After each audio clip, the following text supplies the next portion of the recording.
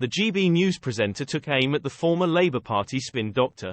Brexit champion Nigel Farage and former Tony Blair spin doctor Alastair Campbell have traded verbal blows in a bitter spat around what Sir Keir Starmer's role was in the Post Office Horizon scandal.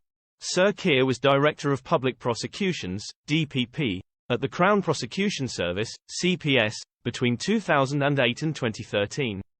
Of the 700 sub-postmasters and sub-postmistresses wrongfully convicted for crimes such as theft and false accounting, the CPS admitted that it took at least 27 sub-postmasters to court.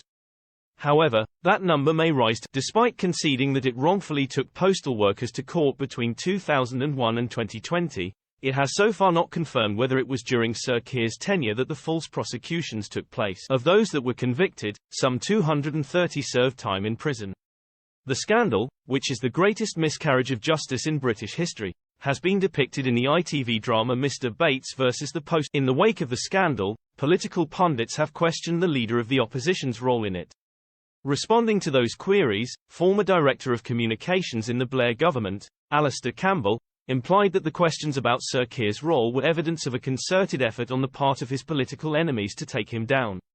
This, with Labour 20 points clear in the polls in a general election. The tough-talking comms guru took to X, formerly Twitter, and wrote, "The Tory, Farage campaign to make Keir Starmer accountable for every case he did or didn't do as a lawyer, and every decision made or not made while he was DPP only gets to stage 1 because of newspapers that are simply propaganda outlets for the ruling." However, the grandfather of Brexit and president of Reform UK, Nigel Farage, hit back at Mr. Campbell, who is now the co-host of a popular podcast with former Tory Minister Rory Stewart, The Rest is Politics.